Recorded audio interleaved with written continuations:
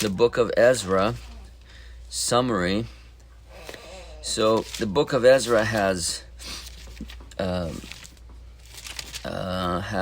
10 chapters, and this continues from Second Chronicles, and it gives you an insight after what happened when the decree of Cyrus for the rebuilding of the temple and the decree of Cyrus for the restoration of the temple in Ezra chapter 1.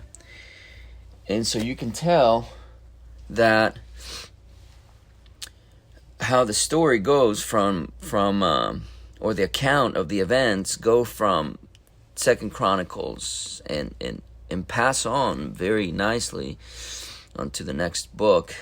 And a couple things to mention is, you go from Cyrus to Darius, Artaxerxes, and they all seem to be, the Lord visited them, it seems like to me, and they agreed to rebuild the temple, and they agree by royal decree that the expense of it would come from the royal treasury. Not only that, but they brought back the instruments of the temple back to Jerusalem. And Artaxerxes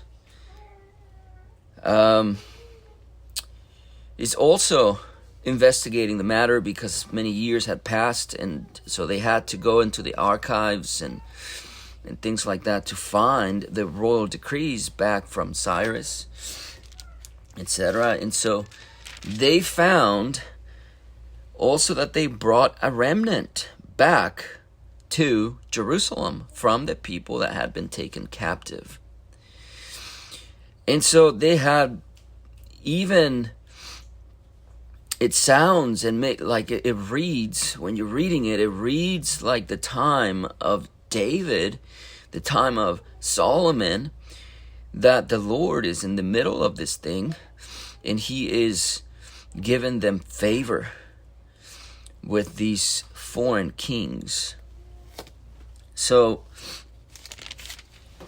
by the time you get to Ezra chapter 9,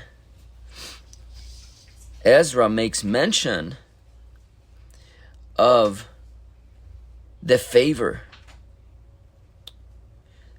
And if you look at how Ezra puts it, look at verse 8. And now, verse 8, chapter 9, and now for a little space grace hath been showed from the Lord our God, to leave us a remnant, to escape, and to give us a nail in his holy place, that our God may lighten our eyes, and give us a little reviving in our bondage. For we were bondmen, this is verse 9, yet our God hath not forsaken us in our bondage, but hath extended mercy unto us in the sight of the kings of Persia, to give us a reviving, to set up the house of our God, and to repair the desolations thereof, and to give us a wall in Judah and in Jerusalem. So what he discovers is, at the beginning of chapter 9, is that these people had all married strange wives. So it is very interesting that no one ever talks about this. I grew up in church. No one talks about the facts, because I think that all men out there who are preachers, who talk about the Bible, and I've never heard of any man who's not afraid of their wives. They're all living in trembling of their wives, and they don't want to irritate their wives. They don't want to say anything against their wives, because the wife is the boss. That is 100% true in every instance with any preacher and every preacher I've ever heard in my life, whether they're prosperity gospel preachers or not. They're all afraid of their wives. And so, because it's such a sneaky thing. And here we have not only the people of the remnant, but the people of the leadership have taken strange women. Women that are of the lands. And so Ezra is addressing this and saying, look at how he puts it, chapter 1 toward the middle of chapter 9 verse 1 toward the middle of the first verse. The priests and the Levites have not separated themselves from the people of the lands, doing according to their abominations, even of the Canaanites. It goes through the list.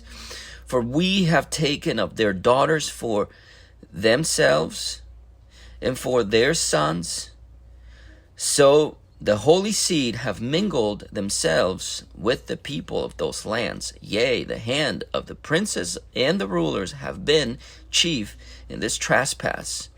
And when I heard this thing, I rent my garment and my mantle and plucked off the hair of my head and of my beard and sat down as stonied. So that's what happened, is they married the women of those nations and have mingled the seed with them. And so it begs the question, who are in today's society, who are strange women? And it's very simple. It's very simple. You look at how everyone thinks of today. And why is everybody afraid of their wives? How come the wives are the boss? Well, it's very simple. It's the people who follow after the culture. Those are the strange wives. They're modern women, women who work, women who are outside of the home, who do not keep the home, who do not raise godly children at home, send them to school, and all this kind of stuff to learn from the other people and mingle themselves with the culture. They're not holy. They're not separated unto the Lord. Women who are not virgins, women who have been around, slept around, stuff like that. So their recommendation here is to find, you see it in Proverbs 31, to find a woman who fears the Lord. And you go through Proverbs and it's the same thing. Every chapter of Proverbs, except for I think 5, 6, talks about women and strange women and recommends, and it's advising and it is admonishing for us not to marry strange women. And if you look at verse 30 of chapter 31 of Proverbs, actually 29, many daughters have done virtuously, but thou excellest them all. Favor is deceitful, and beauty is vain, but a woman that feareth the Lord shall be praised. Give her the fruit of her hands, and let her own works praise her in the city gates. So who's a strange woman? A woman that does not fear the Lord. And you can tell when they don't fear the Lord because they go around and sleep around and they do not keep themselves for their husbands, and they're not dedicated mothers at home. Like, for example, my wife. My wife met all the qualifications to me before I married her, that she feared the Lord. And to this day, after like 17 years, I think, we've been married. And I'm not afraid like other men. I don't know how long we've been married. And most men will say, woe unto you because you don't remember. I don't remember. Married 17 years, I guess. And she's never shown me that she is a woman that mocks the Lord or is rebellious against the Lord. She's always shown me that she's a woman that fears the Lord, and she keeps the home. She loves her children. She teaches the children in the ways of the Lord. And that's what I encourage anyone listening, is to marry somebody who is just like Proverbs 31, 29, and 30. Okay? Those are not strange women. Strange women are those who don't fear the Lord. Those are strange women. Women who are unclean with pictures all over social media and with boyfriends. And my wife never had a boyfriend ever before I married her. So don't fall for the lie of modern times, which is, oh, if the Lord forgives you from your sins, being with this man and this other man, I can forgive you too. No, you don't have to forgive her and accept her. Don't. Marry the pure and clean woman. Don't marry the filthiness, as Ezra said, of the nations around us. Those women are filthy, they're dirty. Listen, it's not my job to give her salvation. I am not Jesus. I don't give her, and neither are you. Just because Jesus forgave her and cleansed her of her sins, and it's a thing, and I see it. I mean, it's there's some videos going around that say the truth about this from people that I don't think they're Christians, but it's very true. So women go and they go through high school, and they start getting filthy, mingled with all these strange men, learn to be promiscuous. Okay, by the time they go to college, they're full-blown promiscuous. Then they go and they're 25, 26 now, and they start to think, well, about my life, blah, blah, blah. By the time they arrive at 30, then they find Jesus and they repent. They go to church. And they're like, okay, why can't I find a husband? They're now 30, 31, 35. And they came to Jesus. And the Lord is faithful and full of mercy to forgive us. And we're all like this, and we all need His mercy. But it does not mean that you marry a recovered, promiscuous woman. That's a strange woman. You marry the woman who, like my wife, for example, my wife tells me that her mom encouraged her since she was a little girl to want to have a desire to be at home and keep the home and raise her children. And that is what mothers should do, to put a desire in their little daughters to be mothers, to be keepers of the home, to be faithful to their husbands, and to want a husband and to want a home. Those are beautiful women. And when you find them, it's just an amazing, amazing thing. Like Proverbs says, it's so hard to find a woman that fears the Lord. So hard. So you compare that with these women I'm talking about, that they go and they get passed around by all these men.